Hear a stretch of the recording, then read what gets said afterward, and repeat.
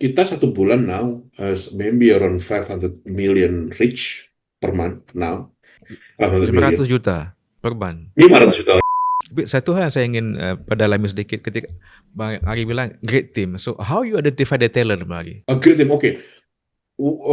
One most important thing is they. Apa sebenarnya yang membuat GNFE ini bisa besar seperti hari ini dan juga bisa begitu influential dalam amplifikasi good news for Indonesia? Apa Okay. I think they are. dengan segala kelebihan dan kelemahan yang Indonesia miliki ini, apakah setiap trip yang Bang Ari pergi itu, ketika Bang Ari pulang itu membuat Ari semakin mencintai Indonesia dan semakin menambah passion Bang Ari untuk giving back to our country? Eits, subscribe dulu. Selamat datang ke podcast kami. Terima kasih Bang Ari telah menyediakan waktu untuk bincang-bincang pada hari ini. Ini sebuah kehormatan bagi kami.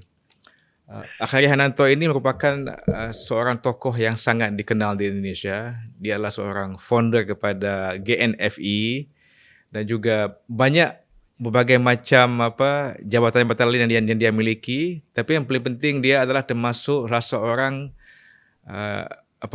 tokoh yang paling berpengaruh dalam bidang digital lah ataupun AI dan juga segala macam lain. Tapi saya pun dalam bidang itu tidak faham.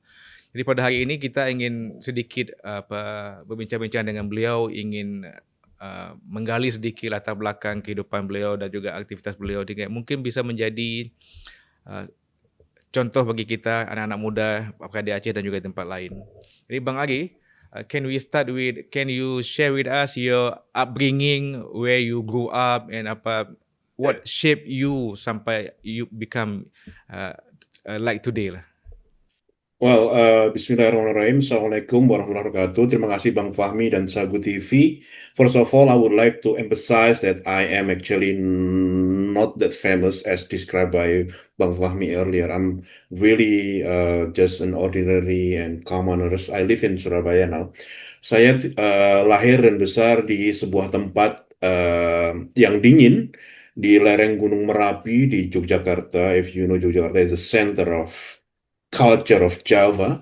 Saya tinggal, on the slope of the Merapi. So uh, almost all the time I can see the top of the Merapi and the lava flowing down with reddish color at night. That's always terlintas dalam pikiran saya sejak sekarang.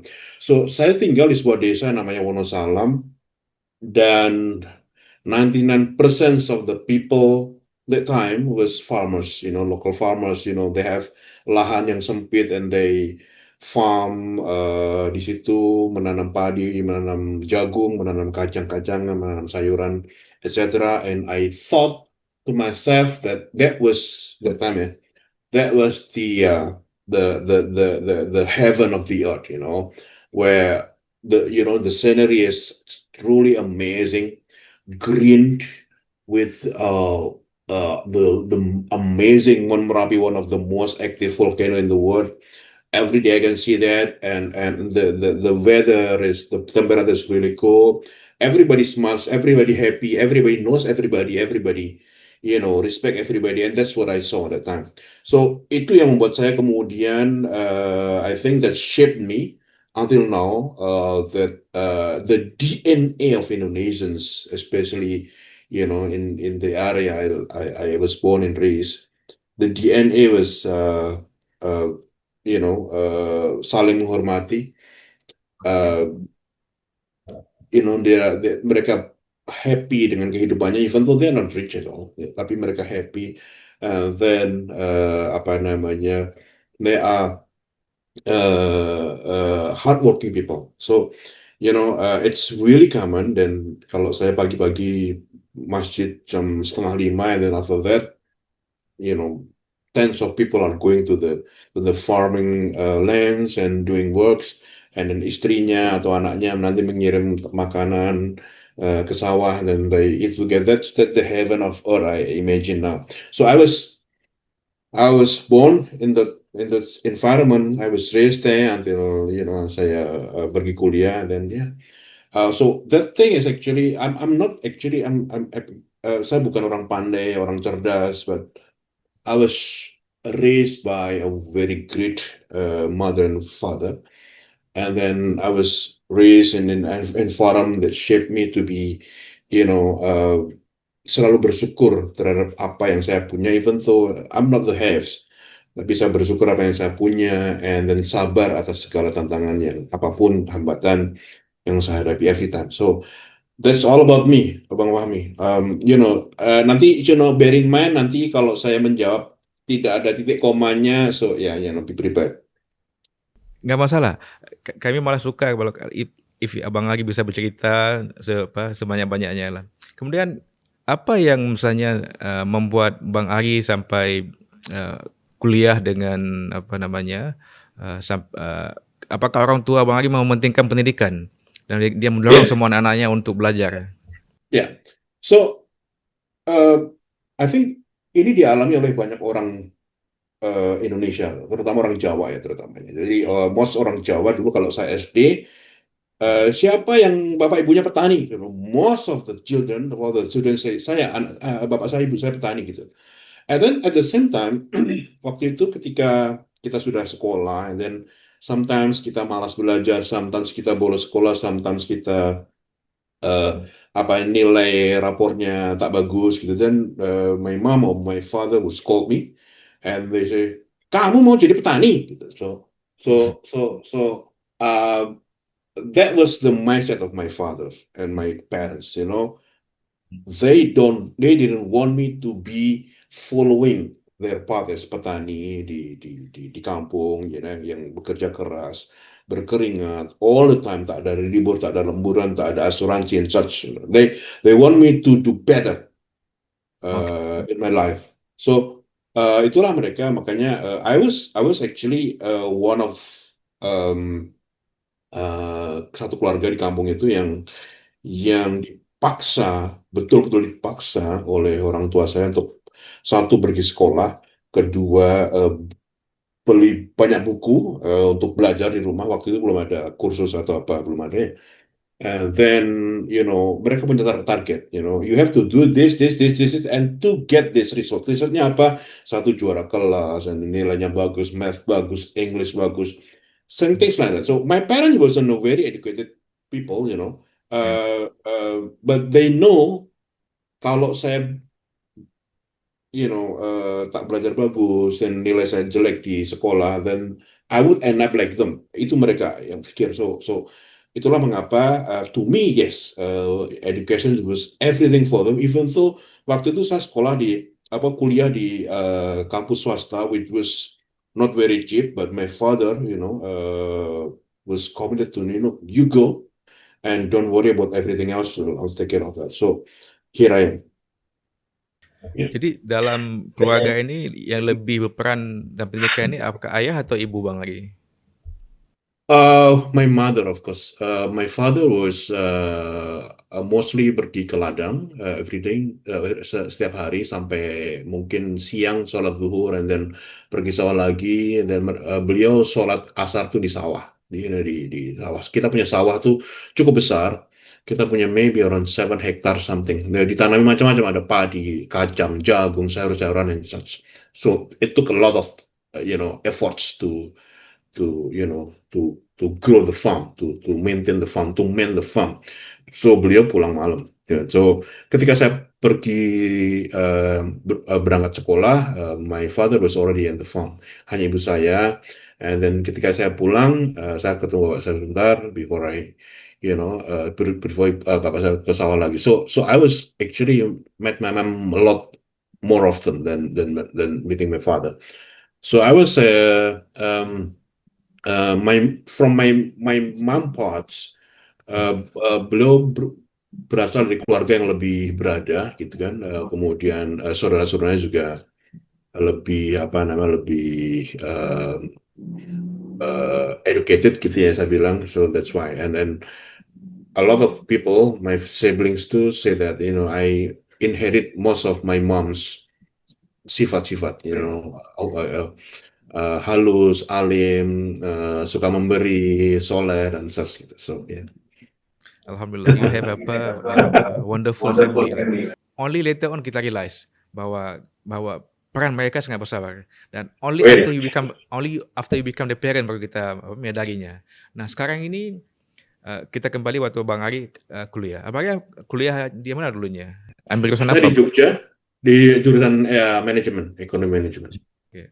Apakah itu memang pilihan sendiri atau memang ada yang mengarahkan Bang Ari ke situ?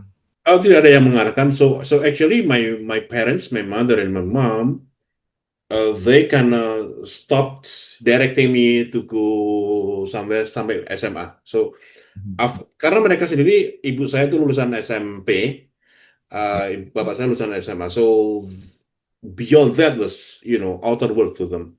Ya. So and my only goal that time was segera bekerja, and then tidak lagi minta uang sama orang tua. And that time, I thought to myself that anything related to economy, accounting, management, and such, will get me a job, faster than any other faculty. So dari situ kita memilih ke sana gitu. So setelah siap kuliah lah, Bang Ari langsung bekerja atau bagaimana? So okay, I think one of the thing I have to highlight something. Selama kuliah itu saya ikut sesuatu yang change my life Oke. entirely. I have to share you this. I was actually dari saya kecil sampai saya SMA, I was really a shy guy. I really introvert. I don't mingle with people. I don't speak in front of people. I don't speak on stage. Saya ingat sekali waktu saya SD ya, diminta jadi MC buka puasa Ramadan. Dan itu gantian tuh, besok ini dan segala macam gantian. So, besok hari Kamis misalnya, hari Kamis nanti yang diundang tuh orang tua, and then sama teman-teman lah. So Ari jadi MC-nya, gitu kan. And then I remember until this very moment that ketika saya naik, saya ingat Assalamualaikum warahmatullahi wabarakatuh. Saya belum selesai ngomong Assalamualaikum sudah nangis duluan. And then, ya, sudah nangis duluan.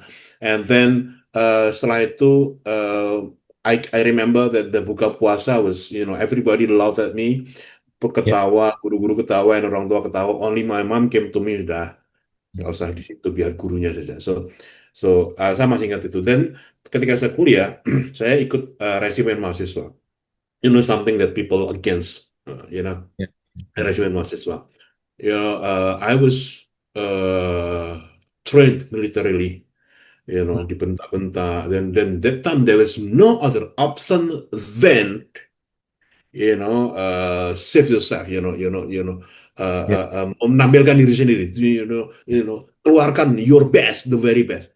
So actually, the time saya jadi komandan, saya jadi leader untuk, kompas reading, mapping, and such, selama 3 tahun, jadi member 3 tahun, jadi komandan, and such. So the leadership in me, I'm not sure, I'm not leader, tapi the leadership mindset in me was actually shaped ketika saya ikut resimen mahasiswa di kampus dulu gitu. Dan sampai sekarang, if you can give me stage and then mic and then I'll do crazy and then really go wild. Itu Bang Fahmi. So maybe something is new to you to know ya. Ya, ini sesuatu yang menarik yang Bang Agi nggak pernah cerita sebelumnya. Tapi ini juga merupakan hal yang bisa kita jadikan sebagai contoh bahwa bagaimanapun ketika kecil kita tidak memiliki keberanian untuk public speaking segala macam, tapi kita ini sesuatu yang bisa dilatih ya, sesuatu yang bisa dibiasakan ya. Tapi yang penting kita harus menemukan platform yang sesuai untuk kita. Dan Bang Agi kebetulan menemukan platform melalui Menwa. Nah, setelah Menwa ini, kemudian Bang Ari lulus kuliah, Bang Ari langsung bekerja di mana, Bang Ari? Kalau kami boleh tahu. Ya, saya waktu itu bekerja di Jakarta. I was hired by National Bank that time as a risk management officer. So I analyze the credits, analyze the credit cards, the loans and such, and see, is it feasible to go further? Is it feasible to extend or such? So saya di sana di Jakarta, and then one thing I really have to highlight that moving from Jogja and then Merapi slope environment to Yeah. Jakarta, the chaotic Jakarta was really Yeah. something, Yeah. really something. It shocked me a Yeah. lot. Hmm. Tapi bagaimana pengalaman ketika bekerja di bank? Apakah bank itu sebagai it is become your calling ataupun Bang Ari punya passion di bidang lain Bang Ari? Yang Bang Ari Ya, walaupun sambil bekerja Bang Ari tetap mencari peluang-peluang di tempat lain. selama saya kuliah, selama saya kuliah, and then selama lulus SMA sampai kuliah, and then my only goal was, mendapatkan gaji, membantu orang tua, tidak lagi minta ini sama orang tua, kalau bisa kirim uang ke orang tua, and bekerja di bank was actually, menjawab goal-goal saya itu. But at the same time, of course, there were emptiness in my heart and my mind that, I can do love more than this. So Mhm. waktu itu saya ikut unions, employees unions atau workers unions. I was one of the founders, 8 founders of the union, and then I was actually photographed nationally and put my picture in satu majalah newspaper nasional Kompas.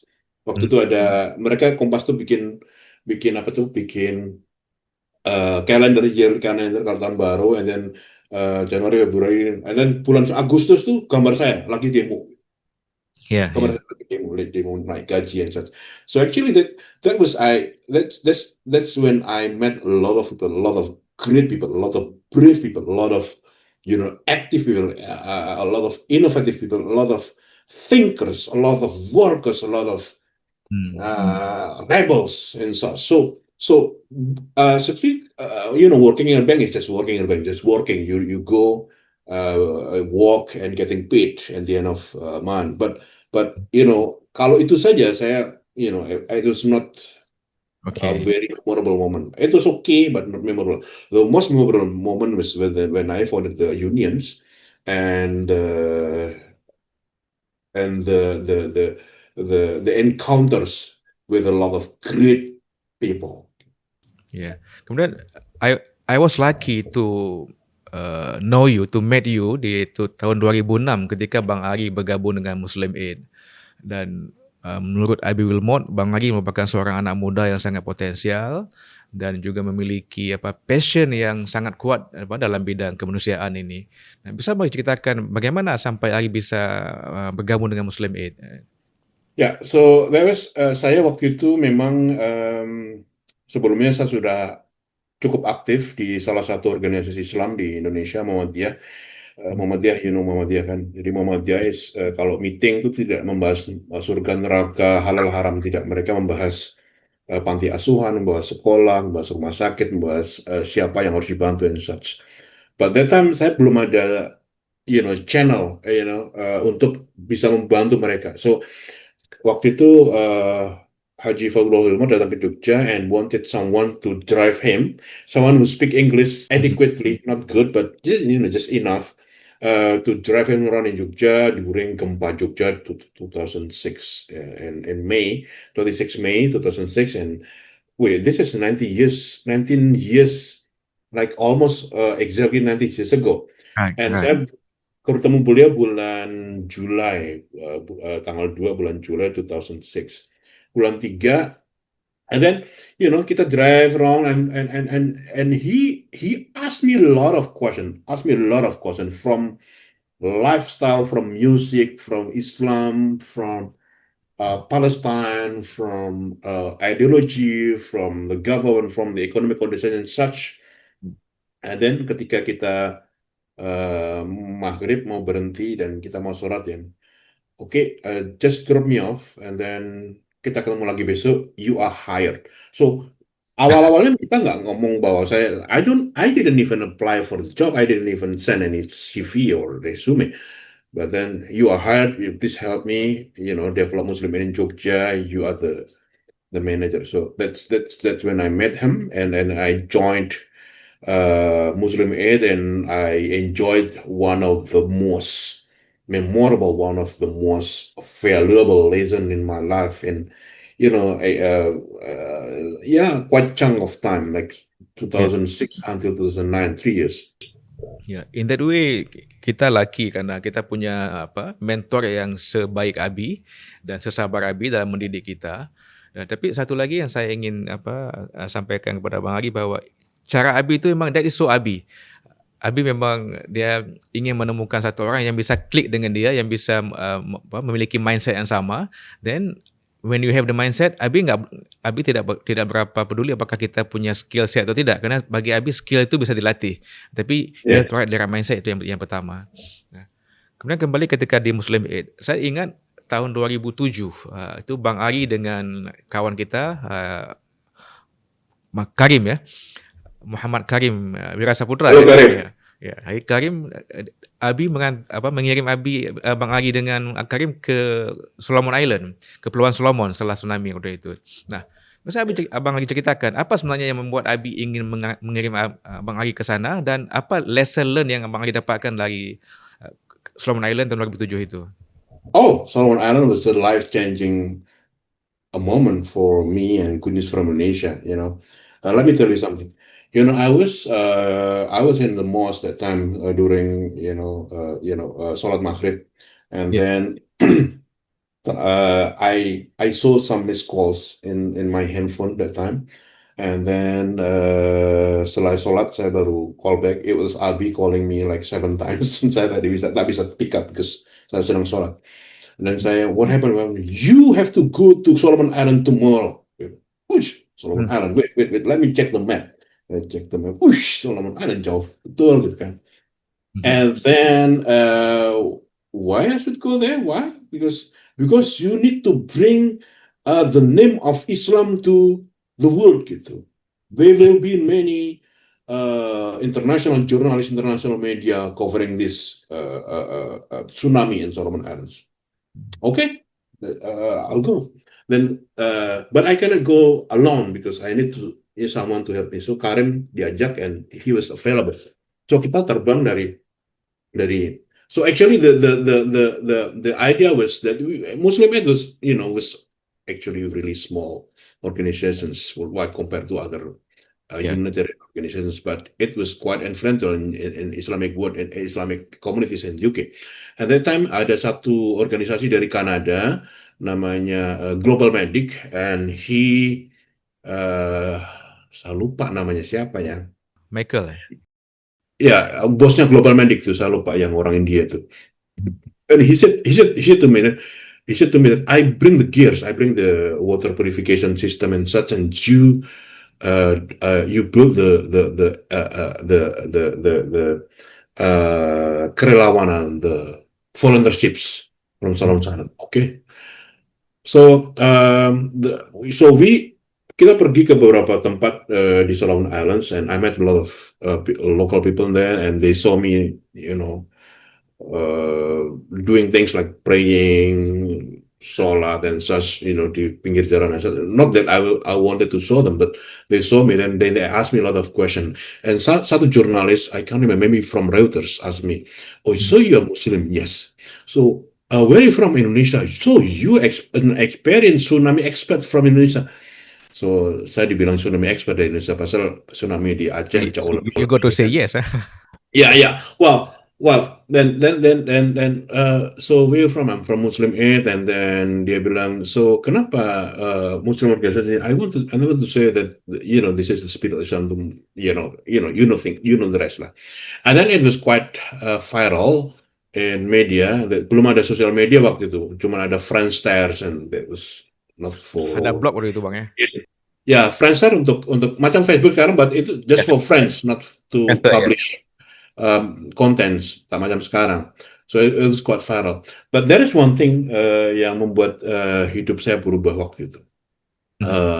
Ketika saya turun dari pesawat Solomon Airlines ya, dari Brisbane turun, and then di sana tuh macam mungkin kalau Bang Fahmi pernah pergi ke Poso di Sulawesi Tengah, Solo Poso. Airportnya macam itu, kecil gitu. Jadi, kita turun jalan kan, dan dari penumpangnya orang Solomon Kotanya ya? Sorry? Ibu kotanya apa namanya? Honiara ya? Ya, Honiara. Nah, gitu jalan. And then kita bersisipan di tengah ini. Dia punya banyak luggage-nya banyak, tasnya besar-besar dan ini mau kemana nih? Where are you going? Oh, kita mau pergi Malaysia. Kenapa mau ke Malaysia gitu? Saya pikir Mhm. ya ada conference atau ada apa? Oh, holidaying only. This is actually awal tahun kan, waktu Februari kalau nggak salah. Dan kita Ya. anak-anak juga mau liburan gitu. Saya bilang liburan di Malaysia. Kenapa ke Malaysia? Kenapa nggak Indonesia aja lebih lebih lebih murah, lebih indah, lebih banyak option dan segala macamnya. Dan what he replied to me was a life-changing moment. He replied this, no, Indonesia has too much fighting. Dia bilang begitu. Oke, oke. Too much fighting. Dan dari mana tahu? I read newspaper, I read media, I read news, and things like that. So okay, go. Dan saya waktu itu berpikir, so orang Solomon Islands jauh dari Indonesia, jauh sekali. Dan mereka tahu Indonesia itu, have problem with informations. Ya. Orang Indonesia tahu, orang Indonesia mungkin tahu tentang every single problems yang the Ya. country facing, but not the achievement, not the prestasi, not the good things about the country. So itulah mengapa from that very moment saya pulang ke Jogja lagi, and then maybe a week or 2 weeks later berdirilah Good News from Indonesia itu, Bang Fahmi. Saya tahu tahun 2007 ya? Ya, Oh, 2007, 2007. 2007. Nah, jadi ketika itu Bang Agi seorang atau you have someone to help you? Can you Saya share? seorang waktu itu, alone, a loner, and then saya sendirian, and then waktu itu belum ada sosial media, waktu masih pakai blogspot ya, and then waktu itu 1 minggu itu 1 artikel, 2 minggu 2 artikel, and then I was actually quite frustrated because how I put a lot of efforts, menulis gitu. I was Ya. not writer, I was not smart, I was not clever, and I had to write Mhm, to mhm. channel and whatever mengganggu pikiran saya into that, and mengabarkan hal baik tentang Indonesia. Dan saya cek kan ada artikel counter gitu, berapa kali yang klik. So, satu bulan itu yang ngeklik cuma 2. One article 2 clicks. Itu satu yang ngeklik saya tuh. Yang satu lagi siapa saya tak tahu, tapi 2 orang yang Satu klik. lagi Mungkin mungkin saya ya. itu belum kita belum kenal kayaknya. Dan a few months later, saya cek itu ternyata ada 8.000 clicks Oke. in one night, 8,000 clicks in one night. Mhm, mhm. How come? And then ternyata waktu itu ada orang yang waktu itu sedang boomingnya Kaskus. Nah, dengar ya, Kaskus ada waktu itu, apa namanya, like community platform in the internet where everybody can share their thoughts. Itu kemudian the next day saya posting lagi 10.000, and then the next day 2.000, and dalam 1 bulan itu bisa 200.000, 250.000 clicks, 250.000 views. So then, wow, this is something. This is something. I have to further better this blog. And then sadly, at the end of 2008, saya dipindah ke Cambodia. Mhm, mhm. And to Cambodia, if you remember that, this is the end of Good News from Indonesia. This is the end of my famous appearance in Indonesia. Ya. And then, but what happened actually is the opposite. I met a lot of Indonesians in Cambodia and Phnom Penh. I met more people, more Indonesians worldwide. So waktu itu kita punya volunteers yang help me, set up a better looking website, Oke. IT, and then designers, and then contributors ada dari US, Maryland ya, sekarang masih di sana. Kemudian dari Indonesia, Jakarta, dari Egypt, dari England, dari Japan, and such. So it helped me develop that. So it was like, a small global effort to Iya. mengabarkan hal-hal yang baik di Indonesia. So that's how actually the first years of Good News from Indonesia developed. Ya. Kemudian sejak kapan lagi Bang Ari memutuskan bahwa ini masanya untuk Bang Ari move on dari Abang Ari sambil bekerja, kemudian Abang Ari fokus untuk platform GNFI ini. Kapan Bang Ari memutuskannya? Well, that was in 2009, bulan September. I was still in Phnom Penh, Cambodia, and I think to myself that if I really have to develop this even further, bigger, reach more people, then I have to move back to Indonesia and develop like audience base in Indonesia. Because di Cambodia, meskipun they are very helpful, but Ya. then Indonesian di sana sedikit sekali, in the number of hundreds only. Then I came to Indonesia. I was, hired by a company in Surabaya. I am living now. And then from there, I developed a small team, and then it becomes now, it reached millions of people monthly. Ya, dan kita bisa lihat bahwa progres GNFI ini kan cukup pesat ya, exponential ya. Jadi Bang Ari bisa nggak share dengan kami ini, mungkin kami seperti di Aceh pun bisa ikut jejak Bang Ari ini. Jadi apa sebenarnya yang membuat GNFI ini bisa besar seperti hari ini dan juga bisa begitu influential dalam amplifikasi good news for Indonesia. Apa Okay. kira-kira? There are three things yang saya bisa share. Maybe more, but this is the three essential things. One is consistency, istiqomah. Jadi kebanyakan orang Indonesia itu, mohon maaf ya, mungkin salah saya, tapi kebanyakan yang kawan-kawan yang saya kenal, whenever they start something and they cannot quote unquote sell them, Ya, ya. and it has small and low engagement, they stop that. And that's where they stop and just abandon entirely. Di Good News from Indonesia, kita punya a very low start, a very slow start, itu cukup lama, 6-7 months gitu kan. And then but you have to put them more effort, whatever happens consistently. Saya bikin konten, menulis, bikin tweet dan segala macamnya. One is that. Number two is and how you pick the content, how you pick the topic. One thing that yang saya belajar bahwa topik-topik yang yang sedang trending, itu topik-topik yang kalau kita angkat lagi itu nggak laku. Because apa? Topik-topik trending itu sudah menjadi klasternya media-media besar. So Okay. they put money to boost their contents and then start and becoming trending. Ketika kita bikin konten, dia kita akan muncul very small. So we have moved from the trending followings into bikin konten yang entirely different. Misalnya sekarang lagi trending soal apa ya?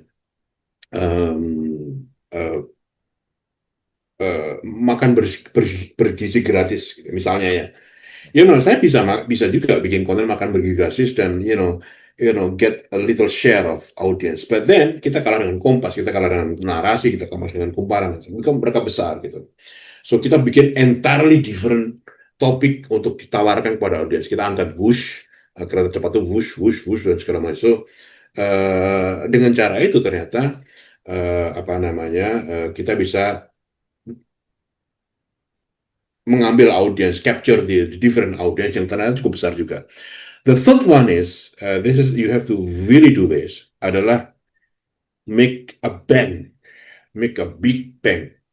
2015, ketika kita bikin tim kecil, kita bikin konten yang saya harus bikin konten itu besar sekali, viral sekali, beyond our traditional audience, beyond our imagination yang bisa kita imagine gitu. So waktu itu 2015 bulan Februari, ketika kita rekrut tim itu bulan Januari, kita rekrut tim ada 1, 2, 3, 4 orang, and then Februari kita bikin konten, itu viral sekali. Namanya kalau pernah dengar Indonesia Awesome, kira-kira begitu ya. Nanti Oke, di YouTube. saya ingat. Ya itu yang video itu. Nah itu viral sekali. Saya sampai diundang Deddy Corbuzier, saya diundang beberapa TV. Saya ngajar di mana. So it is the big bang. So it makes head turner. So when many people's heads turn to you, then you give them something. So Hmm. itu yang kita lakukan. The fourth one of the most important thing, the last one is make a great team. Great team itu bukan harus tim yang pinter, pandai, kaca, macam saya ini loh. Atau tim yang macam-macam mana, tapi tim yang konsisten, tim yang mau bekerja keras. Macam sekarang video, you don't have to make a really good cinematographic videos, itu tak laku lagi. What you Hmm. have to do is make any videos, Hmm. but you give the audience another topics or context yang will interest and will attract them. Itu yang kita bikin, and then kita 1 bulan now maybe around 500 million reach per month now. 500 million. 500 juta per ban. 500 juta reach. Hmm. I mean, reach means that, sorry, impression. So 500 juta kali konten kita dilihat. 500 Okay. juta. So across platform, Instagram, website, TikTok, YouTube, Facebook, Twitter, 500 juta. Good Happy to news say kita that ada, I'm one of you, one of them. Yeah. yes, you are one of them maybe, and you are maybe one of the monthly active audience. Ada juga yang satu kali, but then ada something yang unimaginable. So itu empat tadi yang mungkin bisa ditiru, Bang Fahmi. Tapi satu hal yang saya ingin perdalami sedikit ketika Bang Ari bilang great team. So how you identify the talent, Bang Ari? A great team. Okay. One most important thing is they had to understand our value, the mission, vision, and value. Mission and vision, value. Value kita itu optimism, inspirational, positivism gitu. So we really don't have to train them in the first few weeks. We don't have to do that because why?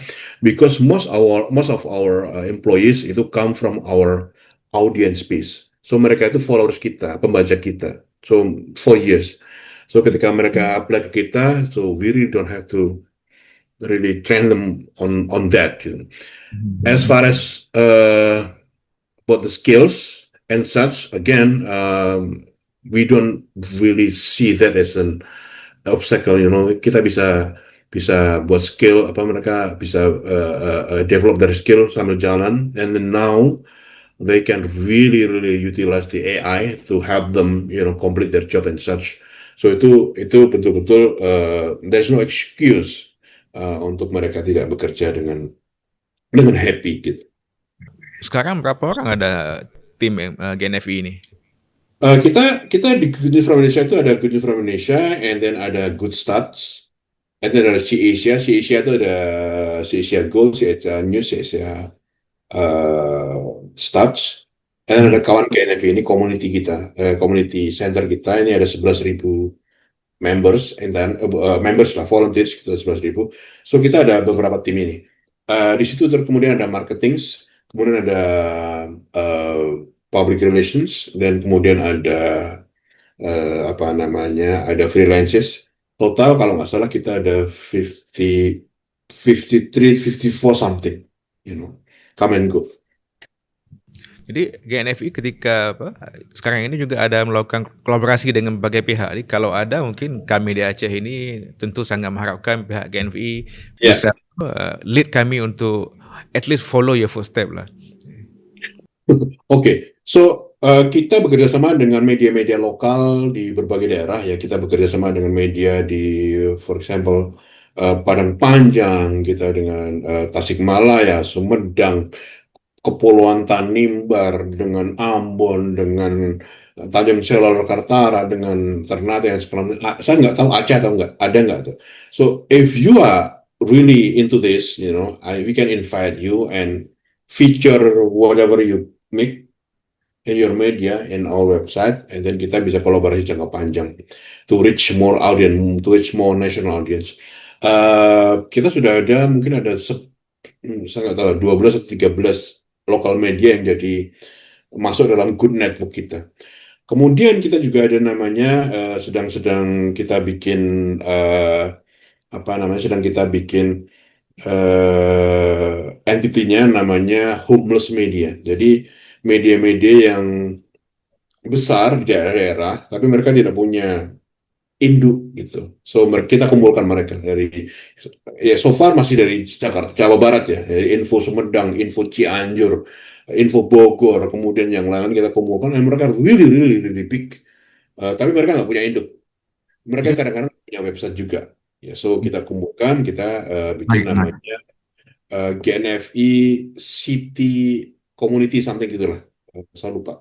Lalu kita Saya rasa kumpulkan, nah total. kami di Aceh tentu sangat berbesar hati ya kalau misalnya GNVI mau menerima kami, dan tentu kawan-kawan Sago TV juga mereka ada platform, mereka ada online media, ada podcast, dan juga mereka pada masa yang sama juga ada publisher. Jadi tentu modal mereka sudah ada, tapi mereka perlu guideline daripada GNFI untuk bisa mereka flying higher kan.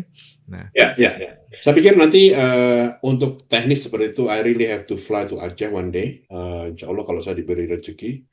And ya. I fly to Aceh, meet you and meet the teams, and we, brainstorm together. And I don't know much about anything, but I'll just share my experience and how I develop this media yang sekarang, I would say is considerably okay, doing okay gitu kan. Oke, Bang Ari, kembali dalam konteks ini Good News from Indonesia. Tentu ini adalah merupakan bagian dari narasi-narasi tentang Indonesia. Nah, kita dulu memiliki banyak tokoh-tokoh yang jadi idola ya. Apakah itu olahragawan, apakah itu dalam bidang lain. Tapi sekarang ini sepertinya kita nggak punya tokoh ya. Contoh dalam bidang olahraga, dulu kita Elias Pikal aja kita kalau nggak nonton, dengar di radio pun kayaknya sudah cukup puas. Nah, begitu juga dengan bulu tangkis dulu yang jadi ketika kita jadi juara Olimpiade segala macam. Nah, sekarang kita lihat bahwa seharusnya dalam kondisi seperti ini dengan populasi yang banyak kita ada, tentu kita ada atlet-atlet kita yang bisa muncul menjadi atlet berkelas dunia yang menjadi kebanggaan Indonesia. Jadi kalau misalnya dalam bidang media digital ada GNFI, tapi di dalam bidang lain atlet juga harus muncul. Nah, kira-kira Bang Ari, apa masalah yang dihadapi ini sehingga susah sekali bagi anak-anak muda Indonesia ini untuk bisa menjadi atlet kelas dunia, Bang Ari? Ya, a good question, really really good question. Thank you for raising this. Jadi dulu ketika kita masih kecil juga kita tahu LS Pikal, dia Mardi Restari, Yayu Basuki, Ya, even menteri-menteri kabinet pun hafal semuanya waktu itu. ya, ya. You know what happened? Because that time the information was driven from top to down, and there were not a lot of informations options. Information channel was just TVRI, and then TPI, and then some, awal 90-an, and then RCTI, and then and it was driven. Misalnya TVRI menayangkan Mardi Lestari, RCTI Mardi Lestari, Kompas Mardi Lestari, ini. So rakyat, masyarakat tidak punya opsi informasi lain. So kita mengelulukan mereka. Juga ketika mereka mengangkat Mike Tyson dan tokoh-tokoh yang lain, we know them well because the information was driven. It was dimasukkan di dalam market. But then now you have like tsunami of information. My handphone now, right this moment, itu jumlah informasi yang masuk at this very moment itu much more than informasi the whole year ketika saya kecil dulu.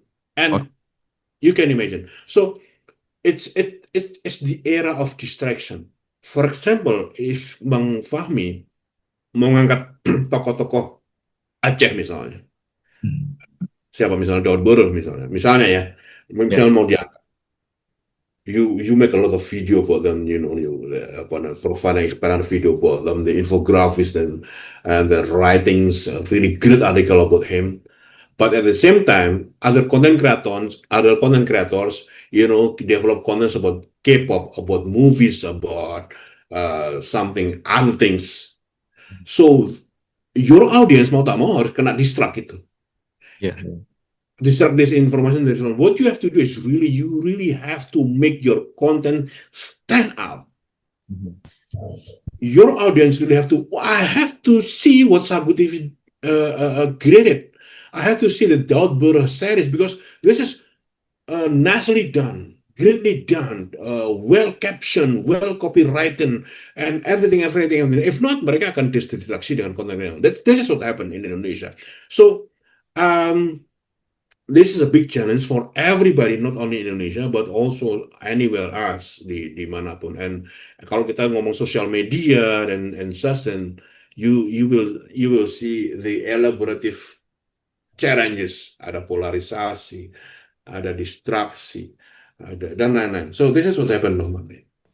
Nah, ini dalam konteks informasi, tapi tadi saya tanyakan lagi adalah kita sepertinya tidak banyak memiliki atlet-atlet kelas dunia. Contohnya kalau kemarin kan ada satu atlet kita yang ikut main volley di Korea tuh, Megawati ya. Dan dia memang jadi top of mind kebanyakan rakyat Indonesia. Nah, pertanyaan saya sekarang ini adalah kenapa kita sedikit sekali memiliki atlet-atlet berkelas dunia? Apakah memang sekarang ini pembinaan olahraga kita sedang tidak baik-baik saja, atau mungkin banyak pilihan-pilihan lain bagi anak muda sehingga olahraga ini mereka tidak melihat sebagai sesuatu yang menjanjikan bagi masa depan mereka? Ya, yang terakhir itu betul. Jadi olahraga Indonesia bukan sesuatu yang menjanjikan, betul sekali gitu. Mungkin except for bulu tangkis misalnya, atlet mantan bulu tangkis sampai sekarang masih, they're doing fine financially and other things. But I think we really have to be honest to ourselves. Kalau kita ngomong tentang Yayu Basuki, kemudian Marty Lestari, Les Pikal, were they atlet kelas dunia or regional athletes only gitu? So I would say they are regional. They are not world-class athlete. One is that. Number two is kalau kita head to head antara masa lalu dengan masa sekarang, we are actually doing better now in terms of kalau kita ngomong tentang Asian Games, Asia level. We are doing better than our past, Kita dapat lebih banyak medali, and then kita gain lebih banyak athletes. And then masalah ada dayung, kemudian atlet panjat tebing yang panjat tebing tempat, and then so actually we are doing better than before. Yang saya mau sampaikan adalah sebenarnya we don't expose them enough. Oke. Itu aja gitu. So kalau kita misalnya, saya lupa dari Pontianak itu siapa yang kemarin panjat tebing dapat emas di Olimpiade itu. Itu kita dapat 3 emas di Olimpiade. That was the very first time kita dapat 3. Belum pernah kita. The first time kita dapat medali itu tahun 88, medali perunggu di Korea, Olimpiade Korea, panahan. And then 92, 2 medali di bulu tangkis di Barcelona. And then turun naik pernah nggak dapat medali. And then kita dapat 3 kemarin. That was something. So to inspire people to like olahraga, we have to expose more about olahraga Indonesia dan olahraga Indonesia. Sekarang yang menjadi 3 perhatian besar olahraga Indonesia, pertama tentunya sepak bola. I really hope that sepak bola Indonesia really fly high this year, lolos Piala Dunia. If not, kita akan jatuh lagi. I mean, orang akan kecewa dan such. Kedua adalah bulu tangkis, of course. Even though kita naik turun ya, tapi oke lah. I mean, quite stable in terms of public attention. Nomor 3. Do you know what? Nomor 3, something that will shock you. Yes, one olahraga. Chess. Apa? Catur, chess. No, catur is not at all. Otomotif. Ya, kita rally, kemudian drifting, itu olahraga ya. For some people, to me that's fun, but yes, itu diolahragan.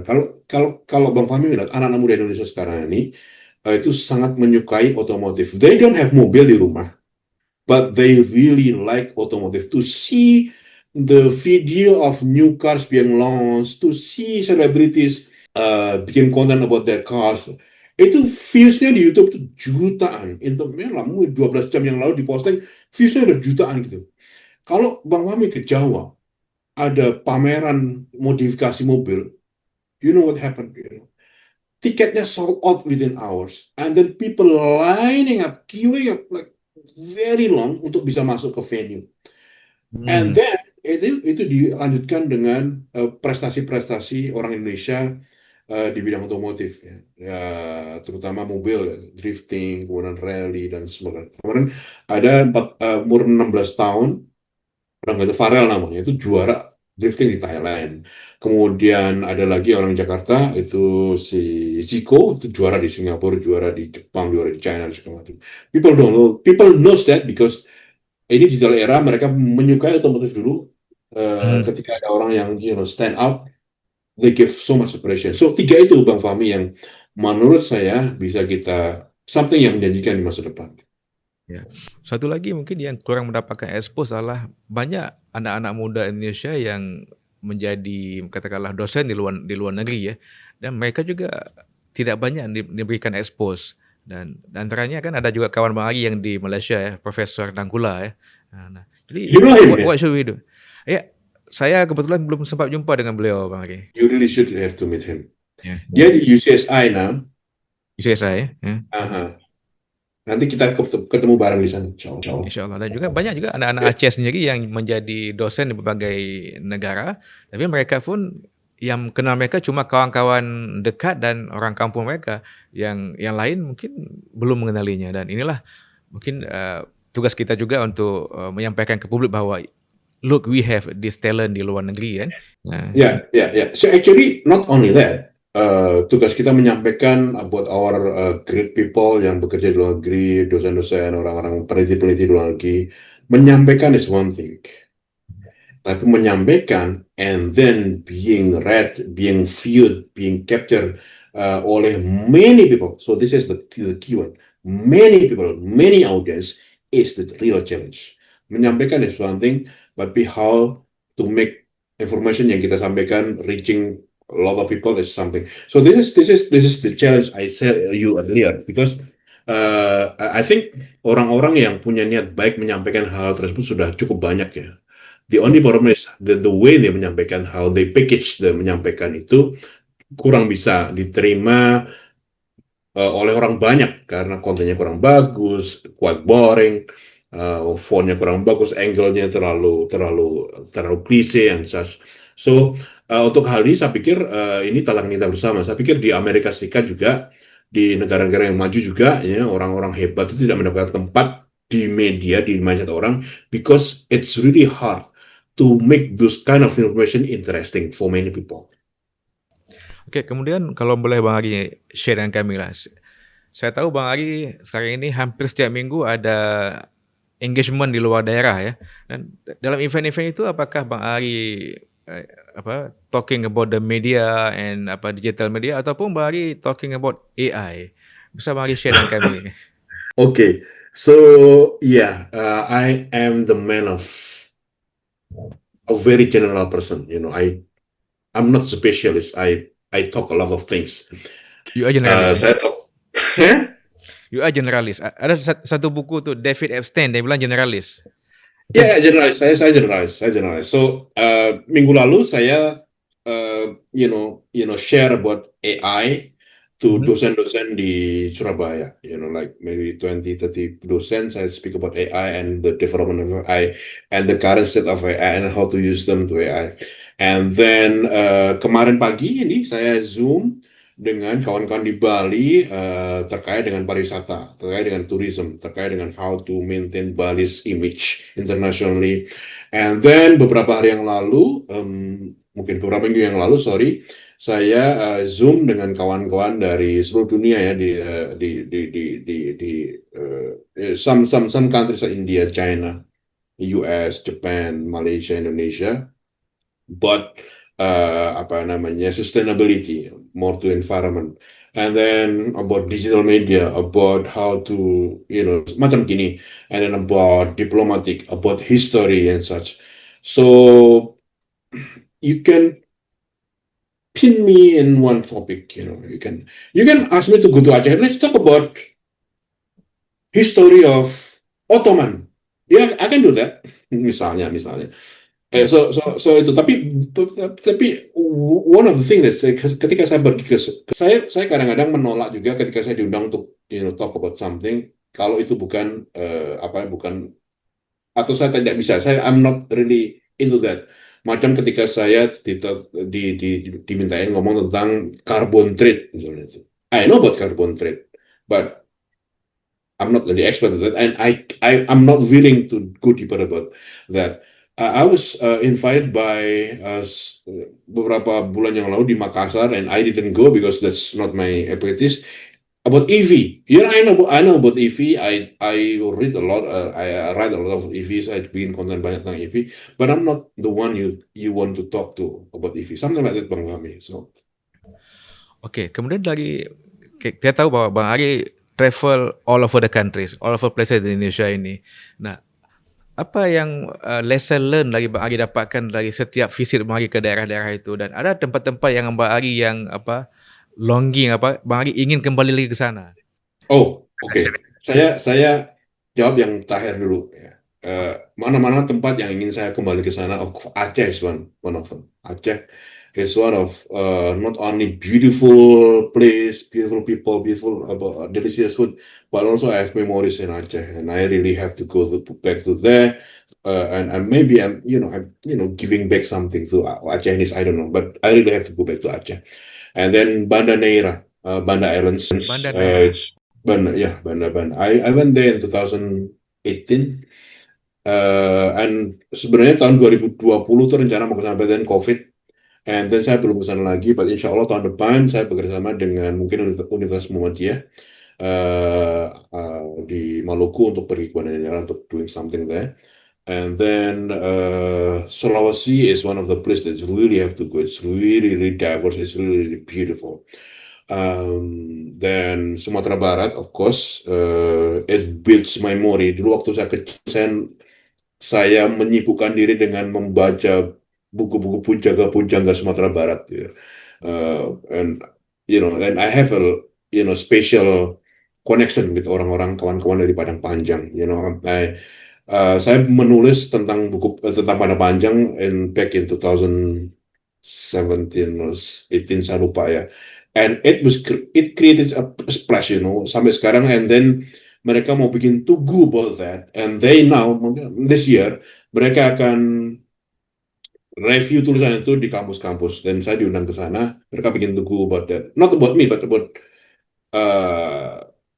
the tulisan yang saya tulis. But then lesson learn about saya pergi ke daerah-daerah is that it's Indonesia is insanely diverse. Insanely diverse. Macam saya di Surabaya, and then Madura. Madura is only like 45 minutes drive there. And you can find absolutely different thing.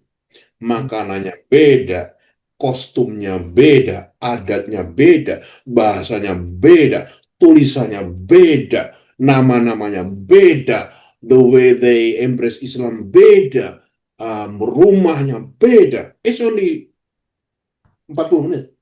And then you go southward to Bali, another completely different thing.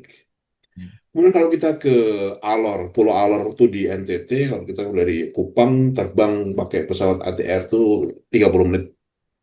Di Alor itu ada satu pulau kecil Bang, pulau kecil sekali.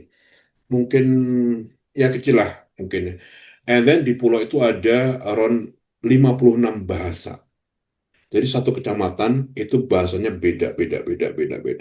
They have different languages and slightly different dancing style, slightly different costume and such. And then di situ ada satu lagi yang menurut saya menarik, adalah di Alor itu ada Quran tertua di Indonesia yang disimpan di situ. Alor is not an Islamic atau a Muslim island, it's really Christian island mostly.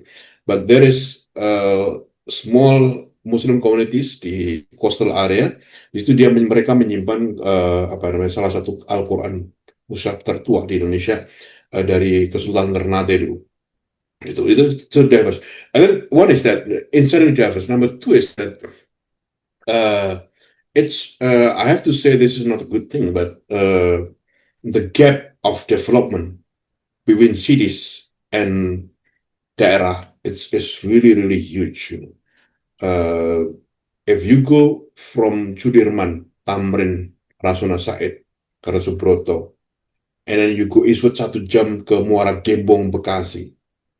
It's like you going from New York to Chittagong in Bangladesh. Hmm.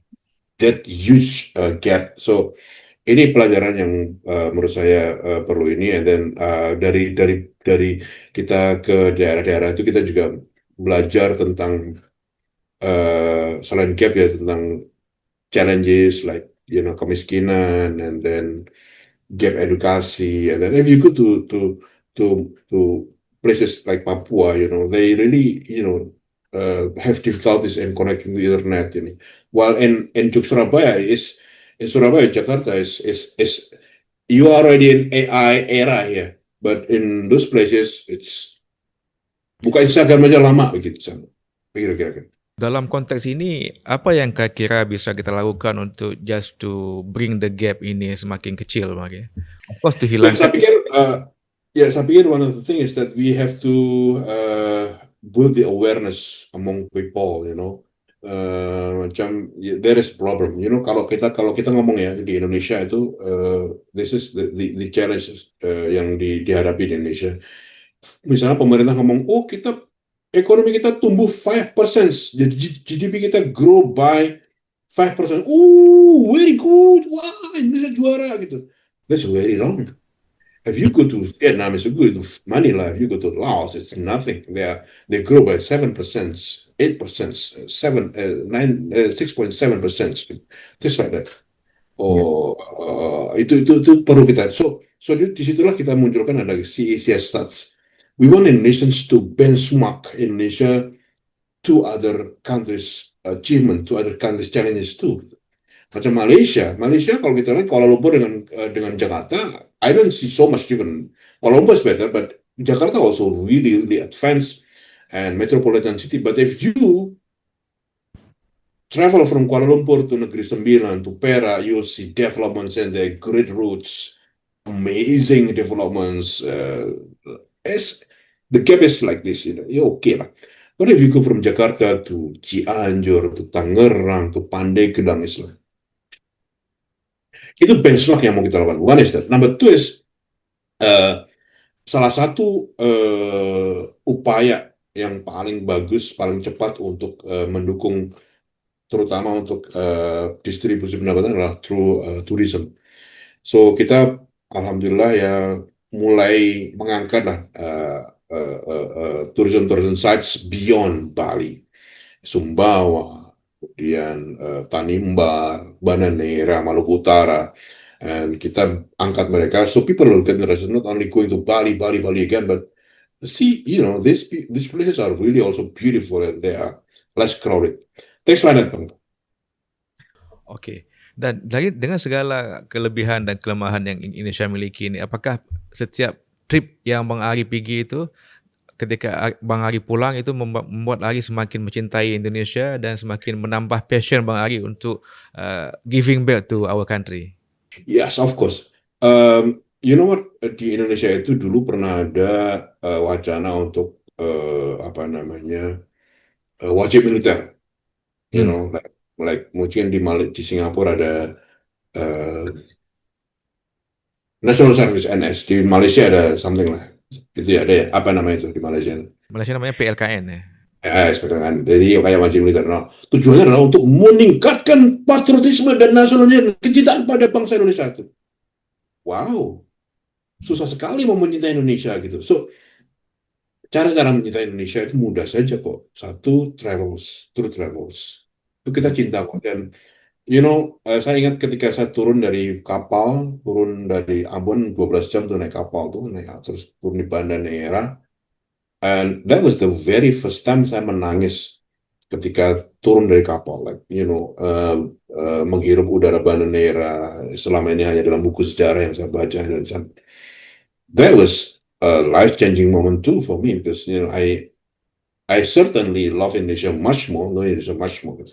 Kemudian yang kedua adalah give good examples. Our governments, kalau mereka doing great, misalnya kita dapat investasi banyak, and then kita makin mencintai Indonesia. Kalau misalnya nanti Indonesia masuk Piala Dunia dan they give happiness towards us, and itu akan kita bikin mencintai Indonesia. Nggak usah capek-capek, wajib militer susah amat gitu kan. Nah, saya pikir this is traveling is one of the things that make people love the country even more gitu. Ya. Kemudian satu lagi kita kembali ke Bang Ari sendiri. Bang Ari otomatis juga selain menulis di GNFI, juga Bang Ari sudah banyak mengeluarkan buku. Jadi kalau bisa Bang Ari ceritakan kami, before menulis ini tentang membaca dulu. Jadi satu hari itu Bang Ari biasanya alokasikan waktu untuk membaca berapa lama, dan kemudian yang kedua, sejak kapan Bang Ari ini punya minat membaca, dan yang ketiga, apa buku yang terakhir sekali Bang Ari baca? Oke, good question. Saya mulai dari pertanyaan ketiga dulu. Saya mulai kapan saya minat membaca? Saya waktu itu adalah penjaga perpustakaan di SD. So ketika ketika apa namanya istirahat, itu saya jaga perpustakaan. Siapa yang mau mau pinjam, saya tulis namanya. Terus ini bukunya, bisa kembalikan ya kira-kira. Ya. Dulu waktu itu istirahat itu 1,5 jam di SD saya, di dekat rumah. Dan Sabtu Minggu itu perpustakaan buka kalau ada yang mau pinjam gitu. Orang kampung juga boleh pinjam. But then, that time, tak ada orang yang ke perpustakaan. Tak ada orang yang pinjam buku. So I have all the time to explore the book, to read the books. And it is really great book about everything dalam bahasa Indonesia. And then, mulai dari situ saya mulai mostly baca buku-buku tentang fiction. Mostly tentang buku cerita fiction. Dan ketika SMA baru saya buku-buku tentang Islam, buku-buku tentang Middle East, buku-buku tentang sejarah Islam Turki, sejarah Islam di Indonesia. Kemudian makin ke sini, mostly about global politics, about global economy, about global issues, about Palestine, about Russia, about the history of World War II, and about the demise of empires in the past, and macam-macam itu. Buku terakhir yang saya baca adalah yang saya lupa yang saya banyak buku, mostly bukunya PDF digital, tapi buku fisik yang saya baca dan that was really moving was buku ditulis oleh Laung Ung tahun 2000, ditulis tahun 2000, and judulnya First They Killed My Father. Itu buku saya beli belum lama karena movie-nya disutradarai oleh Angelina Jolie. Itu baru rilis 2020 apa ya, itu saya beli bukunya di situ. Saya baru beli beberapa waktu yang lalu dan it was really moving. Other than that, saya buku tentang environments, buku tentang long form stories about how the pandemic ends, segala macam lah kira-kira gitu. Nah, ini pertanyaan sama dengan saya tanya ke Abi lah. Bang Ari lebih suka baca buku fisik atau buku digital? I like digital much more because of many things. If you have digital book, you can highlight them. You can copy and paste them and see in AI or things what's the real meaning of this. And then 3, I can pass them to my kids, to my friends to read them, to allow them to read, not to own them, but just to read. And then I can save thousands book in one Kindle. So itu yang saya lakukan. Of course, I travel a lot with Kindle. Kembali ke tadi Bang Ari juga sebagai penulis. Jadi sejak kapan Abang Ari belajar menulis, dan kemudian sekarang ini ketika Abang Ari menulis buku segala macam, adakah waktu tertentu atau you just anytime you want to write, just Bang Ari write? Ya, actually kalau dibilang kapan saya belajar menulis, I don't really allocate time to learn menulis. In my past, no. But saya macam fotografer, Bang Fahmi. Fotografer itu become a great photographer because they see a lot of great photography entities, photography results. They see a lot of them and they try to emulate them into their own ways. Nah, saya juga punya penulis-penulis yang saya sukai dan saya baca, dan every time they menulis, I like them, like every bit of it. Satu, Dahlan Iskan. tulisan-tulisannya macam itu. Dahlan Iskan itu salah satu bagusnya dia adalah he successfully brings topik yang berat menjadi topik yang ringan dan bisa bisa difahami siapapun. Number two is Renat Kasali, of course. Renat Kasali, uh, uh, the writings, keeps you hooked from paragraph to paragraph. Number three is your countrymen in Malaysia. It's not your countrymen, it's your neighbors in Malaysia. Karim Raslan. He rarely write anymore now, but his writing is really really good also. Tiga itu yang mempengaruhi cara-cara saya menulis, tiga itu yang mempengaruhi gaya saya menulis. Dan saya pikir kalau soal menulis feature apa segala macam itu oke lah. Tapi menulis opini itu yang mereka bertiga itu yang mempengaruhi. Kedua, apakah kalau saya menulis saya mengalokkan waktu? Yes. Biasanya kalau saya menulis tuh, saya ada nulis tuh 9 buku, Bang Fahmi. Ada buku yang mostly tulisan saya sendiri, totally itu ada 3 ya kalau nggak salah. Itu saya tulis sendiri dan itu ditulis dalam rentang waktu 2-3 bulan.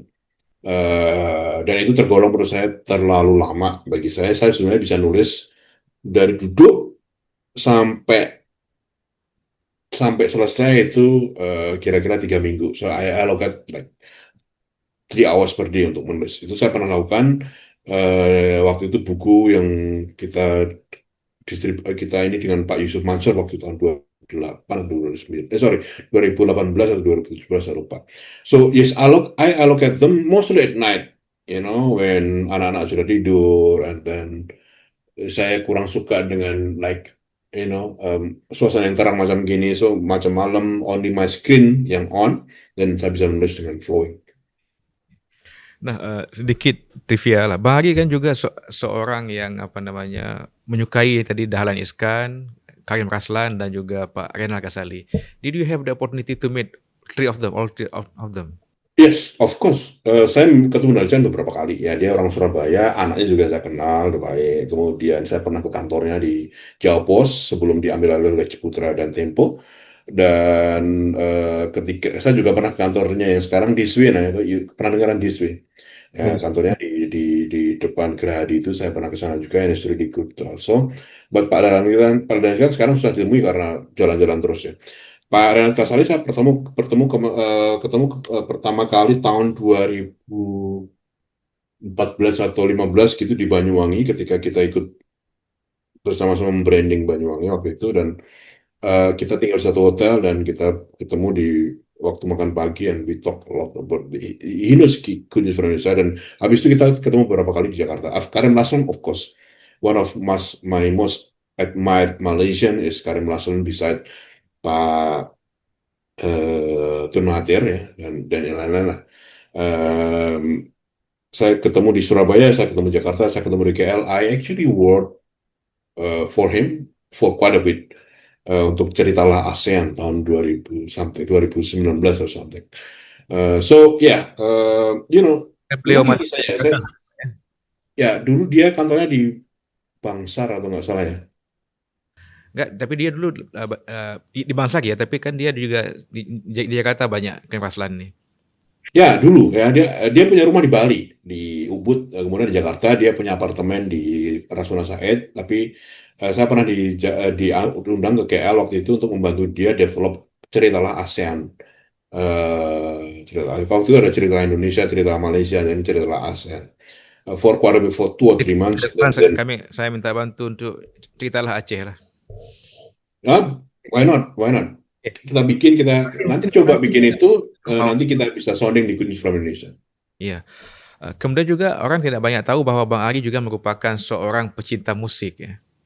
Oh yes. Bang Ari bisa cerita kenapa misalnya Bang Ari sampai menyukai musik, dan juga misalnya musik apa yang Bang Ari suka, apakah ada yang particular music, dan kemudian juga apakah mendengar lagu-lagu ini menimbulkan inspirasi bagi Bang Ari baik ketika menulis ataupun ketika Bang Ari ingin melakukan sesuatu. Can you share with us? Yeah, music really shaped me. I repeat this, music shaped my life. Ketika saya sebelum SMA dulu, Saya SMP itu di ini Bang Fahmi di Merapi yang jauh dari mana. So waktu itu RCTI itu belum masuk. Mhm. So setiap hari yang saya tonton adalah RCTI dan lagu apa tuh radio-radio. TVRI. Nggak ada yang lain.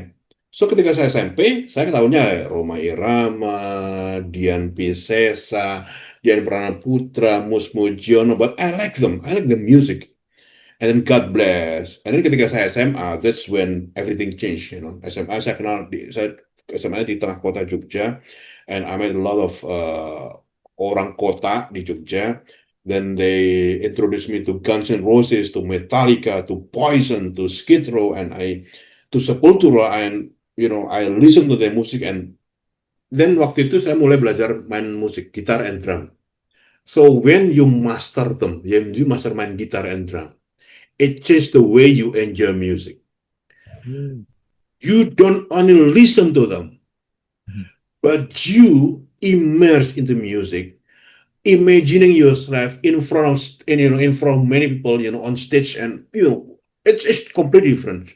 So kalau kita dengarkan musik, and kita bisa main musik, you see the arrangement of it, the element di musik, suara bassnya ini, suara gitarnya ini, suara keyboardnya ini, and you combine to mix them, and that's the way you enjoy them. That's completely different way if you don't play any music instruments. And then waktu itu sampai sama kemudian kuliah, dan saya main band, saya main band for money. Di Jakarta saya main band di kafe-kafe keliling-keliling, satu malam dibayar 800 ribu for satu bandnya. And then any particular music I like, a genre I like, of course it changed over time. Ketika saya waktu SMP gitu ya, saya suka dangdut, Soneta Geup, Romai Warama, and then lagu-lagu melo kayak Dian Putra, Faris RM, and that. Dan waktu SMA it's just completely rock and metal. There's nothing else but that. Kuliah mulai agak softening, mulai agak suka Gigi, Silon Seven, and then makin tua udah punya anak, and then you go jazz, you go chill ambience, and you go Bernadia, you go Salma Salsabil, but then overall, kalau saya disuruh milih antara sini ada konsernya Coldplay di Ya. GBK, kemudian di sini ada juga konsernya Dewa 19 di BK, I will not think twice, saya pergi ke Dewa 19 di GBK the next day. Because Dewa 19, you may like them or not, but you have to admit that their music is phenomenal, magical, it's amazing, legendary, it's nothing compares. Betul. And Memang sah sebagai seorang baladewa. Baladewa. Anak-anak bahagia suka. But then, sorry? Anak-anak bahagia ada yang suka lagu Dewa nggak? Oh, of course. Bukan hanya suka, they sing them, they play their music. Dan karena memang anak saya suka lagu-lagu lama ya, Dewa, Silon Seven. Saya suka Silon Seven because satu, mereka orang Jogja. Kedua, saya kenal dengan istri saya karena Silon Seven, because we both were Sila Gang. Oke. Jadi kemudian kalau dari Malaysia dengan Singapura ada Bang Ari suka nggak lagu mereka ini? Okay, a tough question. This is the first tough question. Oke, Malaysia, of course, saya masuk dalam memori saya ketika search Salon Iklim, kemudian Axis itu booming di Indonesia waktu itu, lagu-lagu Melayu waktu itu ya. Dan itu saya pikir masih membekas sampai sekarang, lagu Isabella, Suci Dalam Debu, and then lagu-lagunya Siti Nurhaliza dan agak kekinian. Dan ada satu lagi saya lupa ya, waktu itu dikasih kasih CD lagu-lagu kontemporer dari Malaysia. They're not bad at all, they're good at all, but maybe ya beda lah dengan di Indonesia. Singapura absolutely zero. Saya tak tahu gitu, tahu lagu-lagu Singapura. Ya, dan juga industri musik Malaysia kan tidak sebesar di Indonesia, dan juga pool talent mereka tidak sebesar kita, dan makanya kita nggak heran kalau lihat bahwa banyak grup-grup musik Indonesia ini yang populer di di Malaysia, dan ketika ada konsernya memang selalu sold out. Apakah itu Dewa, Padi, Sheila on Seven, bahkan ST12 kan. Nah, kemudian Rosa Krisdayanti juga big hit di Malaysia ini. Jadi memang bagi orang Malaysia yang saya kenal, mereka bilang bahwa dari segi industri musik kita lebih maju dibandingkan mereka. Mungkin And karena I think it's not only industrinya. I mean, kalau kita bilang misalnya kayak Korea itu kan kecil juga negaranya. I mean, nggak sebanyak Indonesia, tapi mereka punya musik kan bagus. So it's all about how you bring the creativity into sounds, into touching human sense, you know. So kalau saya bilang lagu-lagu Indonesia terutama ya, satu dia punya chords itu dia menampilkan chords yang macam lagu barat gitu. So kalau Bang Fahmi kenal chords ada C ke E minor, kemudian apa namanya beatsnya itu, nah itu beda sekali dengan di Malaysia. kemudian bicara tentang musik, jadi musik bisa menjadi duta sebuah negara kan. Jadi bisa memperkenalkan Indonesia secara lebih luas. Dan tapi dari segi musik dan juga film mungkin kita juga belum bisa tembus ke tingkat dunia, mungkin tingkat internasional ya. Kalau bicara film, kita belum lihat film-film Indonesia ini masuk nominasi Oscar misalnya. Kemudian juga dalam musik-musik kita jarang yang dikenal oleh dunia luar. Tapi walaupun begitu tidak mengurangi bahwa musisi dan para pelaku film kita juga sudah cukup bagus, tapi kan juga mereka harus bisa membangun narasi tentang Indonesia melalui bidang yang mereka tekuni misalnya. Kalau Bang Hari lihat itu apa kendalanya? Apakah karena film kita masih menggunakan bahasa Indonesia, ataupun musik kita juga karena masih lagu-lagu kita masih jarang penyanyi kita yang ada album dalam bahasa Inggris misalnya? Okay, this is a good question and thank you for asking me that question.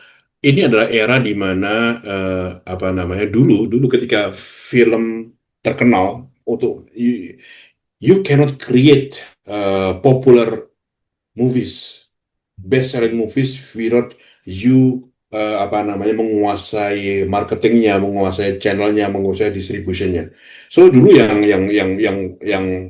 apa namanya yang populer adalah film-film dari MGM, Disney, Miramax, kemudian Pixar, kemudian Weinstein, kemudian Universal, Paramount, Sony, and such. You have to attach yourself to that label. If not, goodbye. But now it's not anymore, Bang Fahmi. You have Netflix, you have Disney Channel, you have Max, you have Catch Play, you have everything.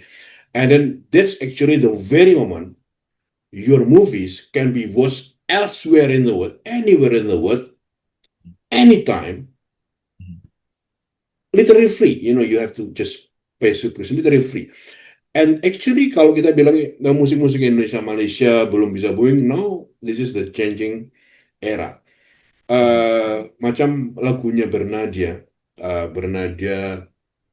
yang satu bulan itu one of the most streamed song in Asia, one of the most streamed song, nomor 9 atau 10 itu. Terus lagu Mangunya lagunya siapa ya? Mangu itu lagunya 420 itu 7 most streamed song in the world. Itu lagu Indonesia. Kemudian lagu-lagu macam Garam dan Madu dan Garam itu populer di Korea, populer di Malaysia. Terus kemudian lagunya kemarin itu lagunya Bunga Hati punyanya Salma Salsabil orang Jogja itu dapat Japan Music Award. So this is the era where the old conventional way of making movies is completely different. It gives everyone opportunities. So, macam misalnya saya mohon maaf, saya bilang Joko Anwar has the privilege. Dia kenal orang Netflix, dia punya dikasih dana Netflix untuk bikin good movies to mengenalkan film Indonesia keluar lagi. But he failed because film ternyata ada yang bagus menurut saya. Maaf ya Joko Anwar ya. But then film-film lain di Indonesia itu film bagus. Macam kita bikin beberapa konten di Asia. Itu kita bikin konten tentang film-film 10 most watch movies in Malaysia. Itu 6 7-nya mungkin 6 filmnya itu film Indonesia. Di Singapura juga ada 1-2 film Indonesia. Di Vietnam bahkan sekali film Indonesia waktu itu yang film Big Six atau apa itu pernah. So kita tidak ada alasan lagi untuk bikin film karena semua orang punya kesempatan yang sama. Tinggal memainkan algoritma saja. Ya, terima kasih Bang Agi. Saya rasa kita sudah berbicara panjang lebar dan Bang Agi pun ada kesibukan lain. Tapi sebelumnya saya ingin meminta Bang Agi untuk menyampaikan mungkin pesan, message terakhir Bang Agi kepada kami di Aceh khususnya juga anak-anak muda Indonesia. What should we do dalam kita bisa mengisi dan juga memainkan narasi yang positif tentang Indonesia. Apa yang kita bisa lakukan sesuai dengan bidang pilihan kita masing-masing. Ya, terima kasih Bang Fahmi dan Segu TV. I really hoping for the best untuk Segu TV, untuk bisa expand lagi, untuk bisa growing lagi exponentially in the future. Dan saya pikir ini adalah era di mana semua orang punya kesempatan yang sama untuk maju karena ada teknologi, Bang Fahmi. Satu, kalau kita ngomong tentang Indonesia, maka kita punya begitu banyak orang, begitu banyak pikiran, begitu banyak creativity. It is the creative economy now. Ketika creativity kita itu kemudian disatukan dengan teknologi, kita bisa berinovasi di situ. So creativity plus technology, then innovation, then you can sell your product, you can reach a lot of people. Saya pikir you have to really explore your creativity and make so good about it, and then use technology to reach more people, to sell your product, to collaborate with others, to brainstorm with others, then innovate, then start creating something. Dengan cara itu, insya Allah ya, Indonesia dengan populasi yang banyak ini, kita bisa benar-benar leverage the huge population in Indonesia, huge opportunity in Indonesia, the famous creativity of Indonesians. Dengan itu, insya Allah kita bisa bersama-sama maju. Ya, terima kasih banyak Bang Ari. Sebuah kehormatan. Terima kasih Bang Fahmi dan Sagu TV. Great job for you guys. Ya, terima kasih banyak dan itulah teman-teman rakan-rakan Sagu TV. Demikianlah bincang-bincang kami dengan Bapak Akhyari Hananto, founder and chief editor of Good News for Indonesia. Terima kasih. Jika video ini bermanfaat untuk Anda, silakan subscribe, like, dan nyalakan loncengnya.